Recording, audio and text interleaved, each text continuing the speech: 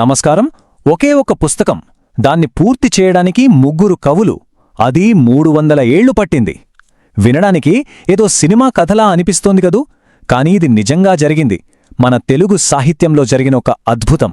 పదండి, ఆంధ్ర మహాభారతం వెనుకున్న ఆ గొప్ప కవుల కథేంతో ఈరోజు మనం తెలుసుకుందాం.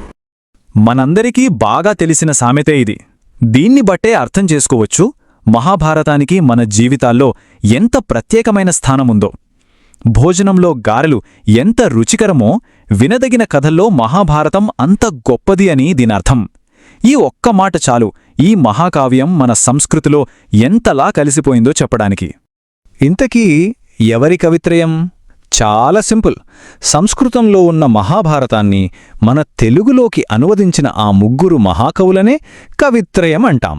వారే నన్నయ్య, తిక్కన మరియు ఎర్రాప్రగడ. వీళ్ళు 3 కలిసి ఒక అసాధారణమైన సాహిత్య యజ్ఞాన్ని పూర్తి చేశారన్నమాట. సరే, మరి ఈ సుదీర్ఘ ప్రయాణాన్ని అసలు ఎవరు మొదలుపెట్టారు? ఈ సాహిత్యయజ్ఞానికి అంకురార్పణ చేసిన ఆ మొదటి కవి గురించి తెలుసుకుందాం. ఆయనే నన్నయ్య, ఈ మహాకార్యానికి పునాది వేసిన వ్యక్తి. ఇక్కడ కనిపిస్తున్నారు కదా, ఆయనే నన్నయ్య భట్టు. ఇది 11వ శతాబ్దం నాటి మాట. అప్పట్లో తూర్పు చాళుక్య రాజు రాజరాజ నరేంద్రుడి కోరిక మేరకు ఈ గొప్ప అనువాద పనిని మొదలుపెట్టారు. అలా తెలుగు సాహిత్య చరిత్రలో ఒక కొత్త అధ్యాయానికి నాంది పలికారు. ఇక్కడ మనం ఒక విషయం గుర్తుపెట్టుకోవాలి. నన్నయ్య గారు కేవలం సంస్కృతాన్ని తెలుగులోకి అనువదించలేదు. దాన్ని మన తెలుగు నుడికారానికి, మన సంస్కృతికి తగ్గట్టుగా అందంగా మలిచారు. ఆది సభాపర్వాలను విజయవంతంగా పూర్తిచేశారు. కాని అరణ్యపర్వం రాస్తుండగా ఆ పని మధ్యలోనే ఆగిపోయింది. అందుకే ఆయన్ని మనం ఆదికవి అని, అంటే మొట్టమొదటి కవి అని, తెలుగు భాషకు ఒక రూపాన్నిచ్చినందుకు వాగనుశాసనుడు అని గౌరవంగా పిలుచుకుంటాం. నన్నయ్య గారు ఆపేసిన తర్వాత ఏమైంది? 1 కాదు, 2 కాదు, ఏకంగా 2 శతాబ్దాల పాటు ఆ కావ్యం అసంపూర్తిగానే ఉండిపోయింది. ఆ తర్వాత 13వ శతాబ్దంలో ఆ బాధ్యతను స్వీకరించడానికి మరొక మహాకవి ముందుకొచ్చారు. ఆయనే తిక్కన సోమయాజి. ఆలోచించండి, 200 ఏళ్లపాటు ఆగిపోయిన ఒక పనిని మళ్లీ మొదలుపెట్టడమంటే మాటలా? కాని తిక్కనగారు ఆ సాహసం చేశారు. ఆయన అప్పట్లో నెల్లూరును పాలించిన మనుమసిద్ధిరాజు ఆస్థానంలో కవిగా, మంత్రిగా కూడా పనిచేశారు. ఇక్కడొక ఆసక్తికరమైన విషయముంది. తిక్కనగారు మహాభారతంలోని 18 పర్వాలలో ఏకంగా 15 పర్వాలు పూర్తిచేశారు. అంటే సింహభాగమన్మాట. కాని ఆయన నన్నయ్య అసంపూర్తిగా వదిలేసిన అరణ్య పర్వాన్ని మాత్రం ముట్టుకోలేదు. నేరుగా విరాట పర్వంతో మొదలుపెట్టారు. పాత్రల మధ్య సంభాషణలను, వారి భావోద్వేగాలను చాలా నాటకీయంగా, శక్తివంతంగా చెప్పడంలో ఆయన దిట్ట. అందుకే ఆయనకు కవి బ్రహ్మ అనే బిరుదు వచ్చింది. ఇక ఇప్పుడు కథ చివరి అంకానికొచ్చేసింది. నన్నయ్య మొదలుపెట్టారు, తిక్కన సింహభాగం పూర్తి చేశారు. కాని వాళ్ళిద్దరి రచనల మధ్య ఒక ఖాళీ ఉండిపోయింది కదా.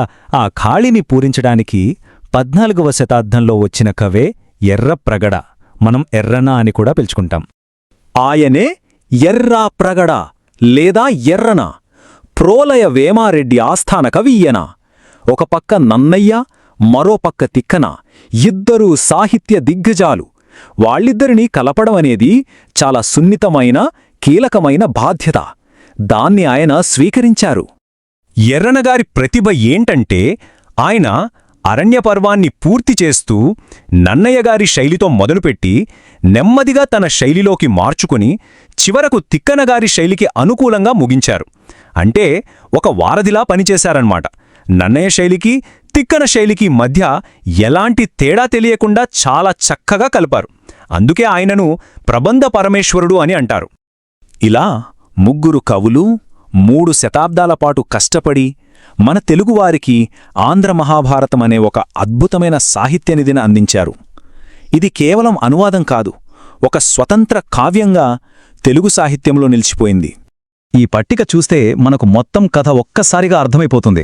చూడండి, 11వ శతాబ్దంలో నన్నయ్యతో మొదలై 13వ శతాబ్దంలో తిక్కనదాన్ని ముందుకు నడిపి చివరికి 14వ శతాబ్దంలో ఎర్రనదాన్ని పూర్తి చేశారు. ప్రతి ఒక్కరూ వారి పాత్రను అద్భుతంగా పోషించారు. తరతరాలుగా సాగిన ఒక సాహిత్య సహకారానికి ఇది ఒక గొప్ప ఉదాహరణ. ఈ కవిత్రయం కథ మన ముందు ఒక ముఖ్యమైన ప్రశ్నను ఉంచుతుంది. ఒకరు మొదలుపెట్టిన ఒక గొప్ప పని శతాబ్దాల తర్వాత కూడా ఇతరులను ఎందుకు ప్రేరేపిస్తుంది? ఆ కలలో ఉన్న శక్త, దాని ప్రాముఖ్యత, లేక దాన్ని పూర్తి చేయటం మనందరి బాధ్యత అనే భావన? దీని గురించి ఆలోచించాలి. ఈ వీడియో మీకు నచ్చినట్లయితే లైక్ చేయండి, షేర్ చేయండి, కామెంట్ చేయండి, అలాగే మన ఛానల్ ని సబ్స్క్రైబ్ చేయండి. Thanks for watching.